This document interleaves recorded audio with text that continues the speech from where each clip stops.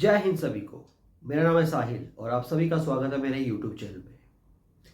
आज मैंने एक न्यूज़ पढ़ी द हिंदू के आर्टिकल में, और उसमें यह कहा गया कि डायरेक्ट सेलिंग इंडस्ट्री में 16% की ग्रोथ हुई है नॉर्थ ईस्ट रीजन में, नॉर्थ ईस्ट इंडिया में।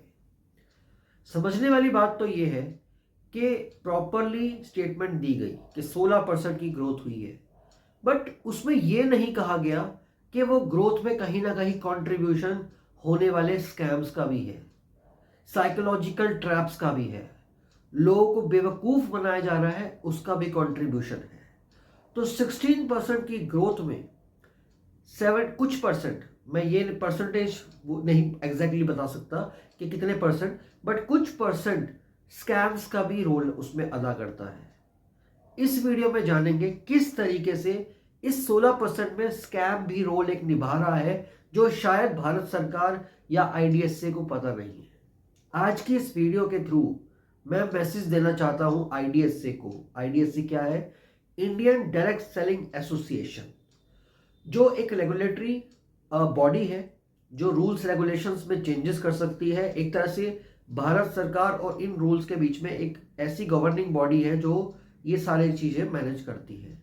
यानी अगर कोई गलत चीज़ हो रही है तो भारत सरकार को बता सकती है, एमसीए को बता सकती है कि गाइडलाइंस में ये चेंजेस करे जाए या वो चेंजेस किए जाए।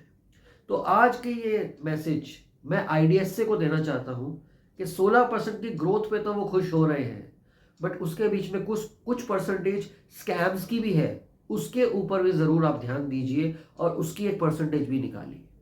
उस आर्टिकल को आज इस वीडियो में मैं रीड करूंगा। तो जितने भी नॉर्थ ईस्ट के दर्शक हैं, मैं आपसे रिक्वेस्ट करूंगा, अगर आपके साथ कोई फ्रॉड स्कैम हुआ है डायरेक्ट सेलिंग इंडस्ट्री को लेके, अभी हम दूसरे फ्रॉड्स पे बात नहीं करेंगे, साइबर क्राइम पे बात नहीं करेंगे, डायरेक्ट सेलिंग में अगर फ्रॉड हुआ है तो कमेंट सेक्शन में ज़रूर बताना कितने का फ्रॉड हुआ, कौन सी कंपनी में आपके साथ फ्रॉड हुआ और किस एरिया में फ्रॉड हुआ। उससे भारत सरकार को और आईडीएसए को पता चलेगा कि नॉर्थ ईस्ट में जो 16% की ग्रोथ पे वो खुश हो रहे हैं, उसमें कुछ परसेंट कंट्रीब्यूशन स्कैम्स का भी है।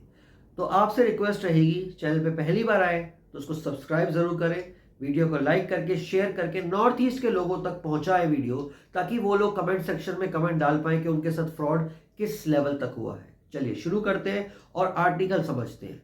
आर्टिकल के स्क्रीनशॉट्स मैं आपको इसमें देता जाऊंगा ताकि आपको समझने में आसानी रहेगी। अब देखिए, द हिंदू का वो जो आर्टिकल है वो क्या कहता है। आर्टिकल एक दो टाइप के आर्टिकल आए।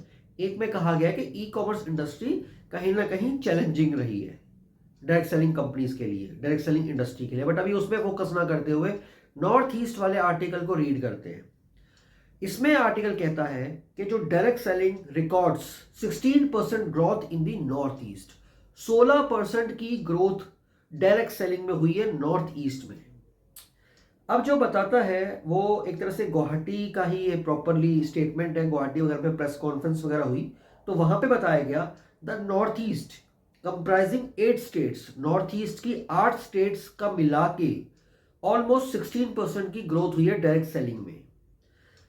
अब इसमें टर्नओवर की जो बात की गई, 1854 करोड़ ड्यूरिंग 2022-2023, 22-23 के फिजिकल डेफिसिट में जो आया अनुमान, वो आया 1854 करोड़ का टर्नओवर बाय 255 करोड़ हुआ 2023-24 में। 22-23 में था 1854 करोड़ और इसमें था 255 करोड़, 255 सीआर्स ड्यूरिंग 2023-24। ये इंडियन डायरेक्ट सेलिंग एसोसिएशन ने कहा, कब कहा है ये 22 जनवरी की स्टेटमेंट है। Second north east direct selling conference और एक्सपो हुआ आपका गुवाहाटी में, ये वहां पे कहा गया। अब आईडीएसए ने और क्या क्या कहा उसके बारे में। रीजन ने अकाउंट किया, यानी 8.7% का टर्नओवर अचीव किया, 21,282 करोड़, 21,282 करोड़ सीआर्स टर्नओवर आया डायरेक्ट सेलिंग इंडस्ट्री का पूरे इंडिया में। आप इसको कह सकते हैं कि 21 से 22,000 करोड़ की इंडस्ट्री ये बन चुकी है as per direct selling association. उन्होंने टर्नओवर की बात की पूरे इंडिया में, जिसमें ये कह रहे हैं कि सेल्फ इनकम, यानी एक तरह से बिजनेस करने वाले लोग, सेल्फ इनकम जनरेट करने वाले लोग, अपॉर्चुनिटी वाले लोग कम से कम 4.2 लाख डायरेक्ट सेलर्स हो चुके हैं। Opportunities to over 4.2 lakh direct sellers. Assam जो है 9th largest direct selling market है कंट्री में। अब आप सोचो, असम जो एरिया है, रीजन है, वो 9th डायरेक्ट सेलिंग मार्केट बन चुका है पूरे इंडिया में। यानी 8 और स्टेट्स हैं इंडिया में जिसमें सबसे ज्यादा हो रहा है, असम उसमें 9th है। अब मैं यहां पे एक चीज रखना चाहता हूं, मेरे पास नॉर्थ ईस्ट से जो विक्टिम्स आते हैं, सबसे ज्यादा विक्टिम्स कोलकाता के बाद मेरे पास गुवाहाटी के हैं, उसके बाद अदर स्टेट्स के हैं। तो इससे समझ में आता है कोलकाता की टीम कहीं ना कहीं गुवाहाटी सबसे ज्यादा रीच कर रही है और धीरे धीरे वो अपना सर्कल ऑफ इन्फ्लुएंस बढ़ा रही है। 9th स्टेट हो चुकी है जैसे कि मैंने अभी बताया आपको, ठीक है। अब इसमें आगे कहा गया है कि 2023-24 में 1009 की सीआर्स की सेल्स हुई है, यानी 13% की ईयर ऑन ईयर ग्रोथ हो रही है, 13% की ग्रोथ हो रही है। 4.7% नेशनल मार्केट शेयर है, पूरे इंडिया का 4.7% हो गया जो ये ग्रोथ असम में आ रही है। 2.4 लाख डायरेक्ट सेलर्स असम में। अब आप सोच लो कहां तक ये मार्केट जा रही है। तो जितने भी असम के मेरे दोस्त यार हैं, भाई बंधु हैं, कमेंट सेक्शन में जरूर बताना आपके साथ स्कैम हुआ है या ये इंफॉर्मेशन सही है, मेरी इंफॉर्मेशन सही है या इस आर्टिकल की इंफॉर्मेशन सही है, जरूर बताना। अब जो बाकी 7 स्टेट्स हैं रीजन की, कंट्रीब्यूट क्या कर रही हैं, 845 सीआर्स, उसने 845 सीआर्स किया। 1009 करोड़ का था इस डेटा, अब 845 सीआर्स की सेल्स बाकी सबने मिला के की है आईडीएससी की स्टेटमेंट पे। नागालैंड इसके बाद आता है 227 करोड़, उसके बाद आता है मिजोरम 156 करोड़, अरुणाचल प्रदेश 78 करोड़, त्रिपुरा 72 करोड़, मेघालय 19 करोड़, सिक्किम 5 करोड़। धीरे धीरे सिक्किम बहुत जल्दी ट्रैक में आने वाला। अगर 5 सीआर्स की मार्केट टच कर गई है डायरेक्ट सेलिंग की, तो आप समझ लीजिए अब ये इंडस्ट्री के जो विक्टिम्स हैं कितने बढ़ने वाले हैं। अकॉर्डिंग टू द एसोसिएशन ने क्या कहा कि जो ग्रोथ रेट्स हो रहे हैं, जो मिजोरम में लिखा वो 31%, सिक्किम में 25%, यानी 5 सीआर का जो टर्नओवर आया वो कहीं ना कहीं 25% की ग्रोथ थी। नागालैंड में 22.7%, मणिपुर में 20%। वह कन्वेंशनल सेल सफर्ड, यानी 2 इयर्स के कोविड के बाद भी ये परसेंटेज इंक्रीज हुई है, यानी उसके बाद कोविड के बाद 22, 23, 24 जो निकला उसमें ये सेल्स बढ़ी है। Direct selling industry also contributes about 300 crore annually. North east states में कहीं ना कहीं 300 करोड़ की मार्केट एक साल में बढ़ रही है। और इसका ये तो एक स्टडी उन्होंने रिलीज करी, बताइए। While creating a conducive environment of the national regulation, the state is committed to। अब ये कहते हैं कि डायरेक्ट सेलिंग इंडस्ट्री के लिए कहीं ना कहीं इन्वायरमेंट वो बनाने की कोशिश कर रहे हैं, या लोग आपस में कर रहे हैं, या पब्लिकेशंस, जो भी कुछ चल रहा है। ये करने के साथ साथ आईडीएस से जो कंज्यूमर्स हैं उनका भी इंटरेस्ट, उनके लिए सेफ गार्ड, यानी उनके प्रोटेक्शन, जो राइट्स है, कंज्यूमर प्रोटेक्शन है, उसके लिए भी पूरी कोशिश आईडीएस से करता है। यानी किसी के साथ धोखा ना हो, वो सब भी कोशिश आईडीएस से अपनी साइड से करता है, इंश्योर करता है। गवर्नमेंट इस पे काम कर रही है। उनका कहना है कि किस तरीके से कंपनीज को डायरेक्ट सेलिंग रूल्स में लाया जा सके प्रॉपरली। ये अनसुआ दत्ता बरुआ, इनकी जो सेक्रेटरी है कंज्यूमर अफेयर्स की असम में, उनकी ये स्टेटमेंट है। विवेक कटोच कहते हैं, जो चेयरमैन है आईडीएसए के, वो कहते हैं कि नॉर्थ ईस्टर्न रीजन जो है continues to be among the key and priority market of the direct selling industry. उनका कहना है कि नॉर्थ सेलिंग की जो एरिया है वो कहीं ना कहीं बहुत इंपॉर्टेंट एरिया है डायरेक्ट सेलिंग इंडस्ट्री के लिए, यानी बहुत अच्छी और बहुत जरूरी मार्केट है डायरेक्ट सेलिंग इंडस्ट्री के लिए। ग्रोथ जो है वो बताती है कि नए नए अपॉर्चुनिटीज का ये रास्ता है। हार्डवर्क जो डायरेक्ट सेलर्स कर रहे हैं, ये उनकी वजह से ये ग्रोथ हो रही है। फिर से मैं रिमाइंड कराना चाहूंगा आईडीएसए को, हार्डवर्क की बात आपने की है, उसके पीछे छुपे हुए स्कैम्स की जानकारी भी आप ज़रूर कीजिए। अभी रिसेंटली पिछले हफ्ते 2 हफ्ते में अगर आप न्यूज़ देखें, आप यूट्यूब चैनल खोल लीजिए या बहुत सारी चीज़ें खोल ले, आप आर्टिकल्स ओपन कर सकते हैं, बहुत सारे फ्रॉड डिस्ट्रीब्यूटर्स पकड़े गए हैं नॉर्थ ईस्ट में। विक्टिम एसोसिएशंस बनी है नॉर्थ ईस्ट में। अब आपको पता लगना चाहिए आईडीएसए को कि नॉर्थ ईस्ट में ये 16% की ग्रोथ में कहीं ना कहीं रोल तो स्कैम फ्रॉड का भी है। उसकी परसेंटेज भी आप लोग जरूर निकालिए। आपने कहा हार्डवर्क है डायरेक्ट सेलर का, बिल्कुल है। उसमें स्कैम्स में के लिए भी जो हार्डवर्क कर रहे हैं वो भी जरूर है, उसकी परसेंटेज भी जरूर निकालिए और एंड में बताऊंगा स्कैम किस तरीके से हो रहा है। इंडस्ट्री ग्रो कर रही है 12% के रेट से नेशनल लेवल पे, जिसमें कहीं ना कहीं उसने एम्प्लॉयमेंट दी है 86 लाख इंडियंस को, 86 लाख इंडियंस को इसने एम्प्लॉयमेंट दी है इस इंडस्ट्री ने।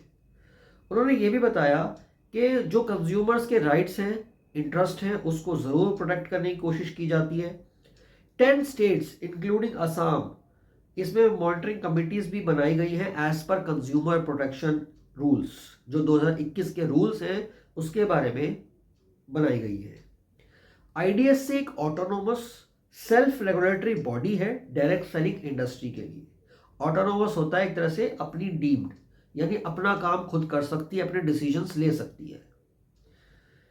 ये क्या एक्ट करती है? इंडस्ट्री और पॉलिसी मेकर्स, यानी जो गवर्नमेंट की बॉडी है, जो गवर्नमेंट है, जैसे एमसीए हो गया, एमसीए रूल्स रेगुलेशन लाता है कंज्यूमर प्रोटेक्शन इन सब के लिए, डायरेक्ट सेलिंग इंडस्ट्री के लिए, तो उसके बीच में एक्ट करती है। एक तरह से लोगों और गवर्नमेंट के बीच का एक मीडियम है आईडीएस से। अगर आपको कोई क्वेरी है, कुछ जैसे मुझे अब क्वेरी लगी, इन्होंने बोला 16% की ग्रोथ हो रही है, तो मुझे यहाँ पे दिक्कत हुई। क्यों हुई? क्योंकि 16% में स्कैम का कितना ग्रोथ हुआ वो भी उनको पता होना चाहिए था। अगर उनको नहीं पता है, इसलिए मैं ये वीडियो बना रहा हूँ ताकि आईडीएसए को पता चले कि बहुत सारे फ्रॉड भी हो रहे हैं नॉर्थ ईस्ट में। और आईडीएसए मेंबर है federation of direct selling association, यानी एक तरह से एफडीएसए, जो पूरे वर्ल्ड का WFDSA, world federation of direct selling association, उसका मेंबर है, जो रिप्रेजेंट करता है 60 एसोसिएशंस को और 170 कंट्रीज पे। तो इन द एंड मैं रिक्वेस्ट करना चाहूंगा आईडीएसए से, 16% की ग्रोथ तो आपने बताई, प्लीज स्कैम्स की परसेंटेज भी जरूर निकालिए, लोगों से बातचीत कीजिए, लोगों के व्यूज देखिए, यूट्यूब देखिए। यूट्यूब पे बहुत सारी रिसेंट 1-2 हफ्ते की जो डेवलपमेंट है उसमें बताया गया है कि किस तरीके से फ्रॉड हो रहा है। अब मैं आपको फ्रॉड की तरीका बताता हूं क्या हो रहा है। आपने रूल्स बनाए, रूल्स कहते हैं कि एक पर्टिकुलर कंट्री में एक वेयर हाउस ऑफिस होना चाहिए डायरेक्ट सेलिंग एंटिटी का, चलो हो गया। आप कहते हैं कंपनी के पास ग्रीवेंस कमेटी होनी चाहिए, चलिए वो भी हो गया। आप कहते हैं कि कंपनी के पास एक वेबसाइट होनी चाहिए जिसमें प्रोडक्ट सर्विसेज डिस्प्लेड हो, यानी जो प्रोस्पेक्ट है, जो ज्वाइन करने जा रहा है, उसको सारी डिटेलिंग पता हो, ये भी चलो हो गया। अब अगर डायरेक्ट सेलर जो प्रोस्पेक्ट को चीजें बेचने जा रहा है, प्लान दिखाने जा रहा है, बिजनेस अपॉर्चुनिटी देने जा रहा है, इंटरनेशनल प्रोजेक्ट देने जा रहा है, वो अगर कंपनी का नाम नहीं बताएगा तो उसके लिए क्या प्रोविजन है आप लोगों के पास? कुछ भी नहीं। कई सारी कंपनीज हैं जो घूम रही है नॉर्थ ईस्ट में, वहां पे जो उनके डिस्ट्रीब्यूटर्स हैं अपना आईडी कार्ड ही नहीं दिखाते हैं। अब जब आईडी कार्ड नहीं दिखा रहे हैं तो उसमें कहां से आप पता लगा पाएंगे कंपनी कौन सी है? वो खुद तो बताने को तैयार ही नहीं है। वो कहते हैं जी यूट्यूब पे नेगेटिविटी है, गूगल पे नेगेटिविटी है। पता नहीं किसने उनको राइट्स दिए कि वो अपनी कंपनी का नाम छुपा सके, डायरेक्ट सेलिंग के गाइडलाइंस को छुपा सके, रिफंड पॉलिसीज को छुपा सके, अपनी मर्जी से प्रोडक्ट परचेज कर सके। भगवान ही जाने उनको किसने राइट्स दिए। बट उनका ये कहना है यूट्यूब की नेगेटिविटी की वजह से हम लोग नहीं बताते। तो ये आईडीएसए की जिम्मेदारी हुई कि नहीं हुई कि कहीं ना कहीं से कोई लूप होल को छोड़ा जा रहा है। आईडीएसए को कहीं ना कहीं लूप होल्स को खत्म करना होगा। उसके भी कई सारे तरीके हो सकते हैं, उस पर विचार विमर्श करना होगा ताकि जो डिस्ट्रीब्यूटर है कोई भी बात को छुपा ना सके। सामने वाले प्रोस्पेक्ट को पता होना चाहिए कि वो पैसे कहां लगा रहा है। उनको बोला जाता है लाइसेंस के नाम पे पैसे लिए जा रहे हैं। उनको कहा जाता है आप चिंता मत कीजिए, हम आपके साथ हैं, 4 से 5 साल हमारे साथ रुक के देखो, हम आपकी तरक्की कराएंगे। जॉब कर रहे हो या अपना कोई बिजनेस कर रहे हो, एकदम वर्स्ट सिचुएशन है, यानी वो बिल्कुल थर्ड क्लास है जो आप काम कर रहे हो, आप हमारे साथ आइए, आपकी लाइफ चेंज होगी। अभी तक नॉर्थ ईस्ट को बहुत कम फैसिलिटीज मिली है और इसलिए नॉर्थ ईस्ट के ज्यादातर लोग नोएडा, दिल्ली, इस पूरे एनसीआर की साइड ज्यादा आते हैं ताकि उनको अपॉर्चुनिटीज मिल सके। बट अगर आप सर्च करेंगे नोएडा सेक्टर 143, आपको ढेर सारी वीडियोस मिलेंगी जो आपको नॉर्थ ईस्ट में होने वाले स्कैम्स के बारे में बताएगी।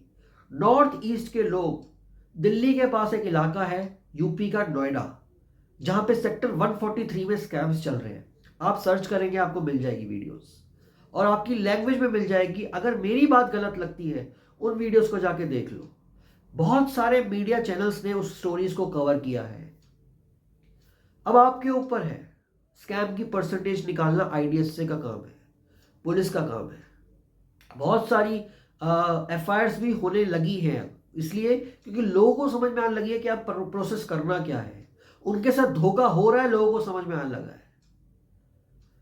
इन द एंड यही रिक्वेस्ट करूंगा आईडीएसए से और नॉर्थ ईस्ट के लोगों से, प्लीज कोई गाइडलाइंस रेगुलेशन ऐसी लाइए कि सामने वाला जो ज्वाइन करने जा रहा है उसको पता लगे कि वो किस कंपनी में ज्वाइन कर रहा है। जो उसके साथ ट्रस्ट के ऊपर धोखा हो रहा है ना, उससे वो बचा जा सके। और नॉर्थ ईस्ट के लोगों से मैं रिक्वेस्ट करूंगा हाथ जोड़ के, इस वीडियो को ज्यादा से ज्यादा लोगों तक शेयर करें। आप किसी भी रीजन के लोगों को जानते हो, आप अगर 1000 लोगों को जानते हो तो 1000 लोगों को शेयर करके अपनी जिम्मेदारी को निभा लो। इस टाइम एक साथ खड़े होने का टाइम आ चुका है। अब अवेयरनेस का टाइम आ चुका है। मैं हमेशा से कहता हूं awareness is the best solution. Scam से फंसना से बचना है तो अवेयरनेस सबसे बड़ी चीज है। अगर आप लोग एक दूसरे के साथ जिम्मेदारी से अवेयरनेस फैलाएंगे तभी आप बच पाएंगे। Wish you all the best. Bye, take care, जय हिंद।